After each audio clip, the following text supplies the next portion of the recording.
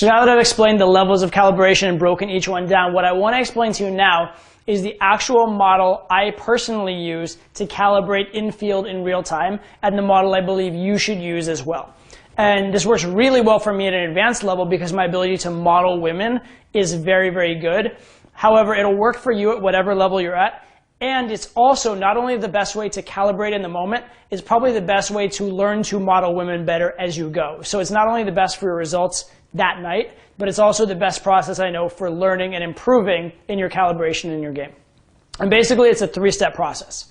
Step one is look at the girl, look at all the information you have available, and try and come up with the best model for who she is, okay? If you don't have, and you can use a lot of things here. You can use the way she's dressed. What clothes did she choose to wear? That tells you something about her model. How did she choose to do her hair? Is she in shape? That tells you a little bit about it. Who is she hanging out with? What kind of club is she at? All these things are information that can lead to enhance your model.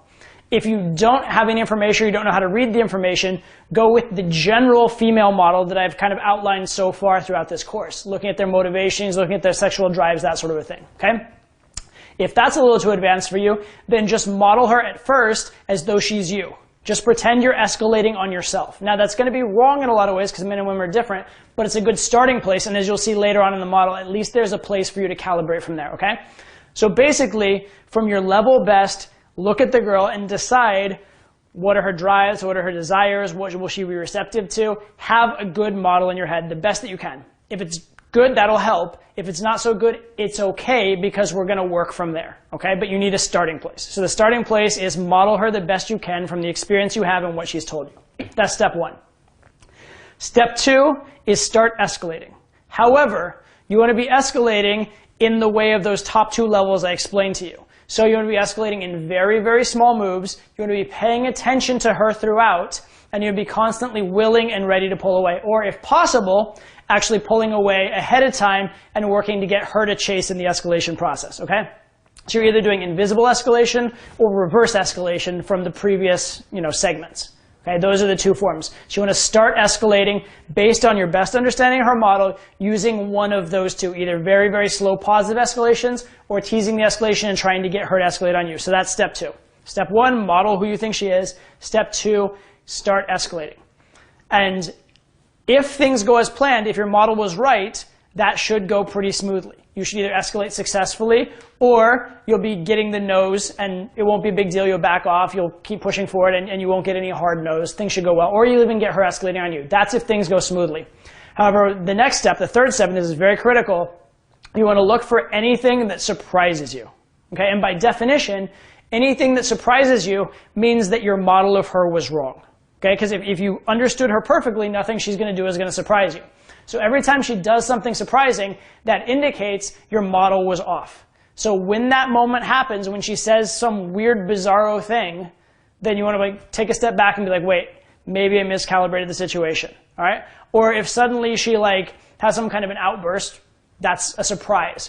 Or if she says something that you thought she was a sweet, innocent girl, and she says something very, very scandalous and kind of something you would expect a girl who's had tons and tons of sex in her life to say, you might be like, whoa, hang on, that surprised me, okay? You're looking for that thing that surprises you, and as soon as it surprises you, you want to go back and reevaluate your model. And this stuff will happen so often. There will be times when I think that there's no way that I'm going to have sex with a girl, and then she says something just so out there, so sexual. I'm like, holy shit, I was completely wrong about this girl, right?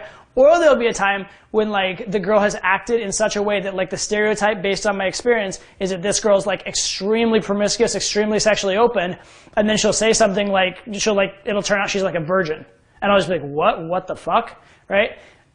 You will be drastically surprised from time to time. Or there are times when things will be going really, really well, and then out of nowhere she'll just look at me like, you're fucking sleazy. When you didn't even do anything, when you haven't even done or said anything for the last minute, and there's no basis for it, she'll just come out with it. So these moments will happen. When that surprising moment happens, then that's when you need to stop, readjust, back off and stop escalating. And then once you have a good guess as to her blueprint again, a good guess as to what her model of the world is and who she is, then and only then will you start escalating again. And what's going to happen at first as you use this model is the things that surprise you will be these big things. The better you get at using this model and the better you get with women in general and understanding them, the things that are going to surprise you will be really subtle. Like it'll be like, she used this word instead of this word. And that's like, whoa, why would she use that word? And you're like, oh shit, I get it. And you'll understand her in this really intricate way that it's almost like you're inside her head, like reading her thoughts and reading her emotions. And that's the level you can eventually get to with this. But again, what is the process? Step 1, model her. Decide to the best of your knowledge with what information you have, what is she all about, what are her desires, what does she want in the world, what does she want from you, okay? Model her.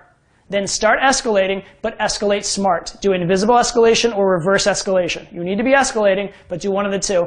And then you're looking for anything unusual, anything that surprises you. Anything that surprises you means your model was a little bit off and you need to adjust. You can adjust in the moment. Also, for long-term learning, anytime you have failed sets, I want you to look back at those interactions and I want you to think, what was unusual? What was unusual about the one that failed? Because these are great opportunities for you to learn what's going on wrong in your game and learn what's going on wrong in your modeling of women. Because when you get those down, when your calibration is on point, you're going to be unstoppable.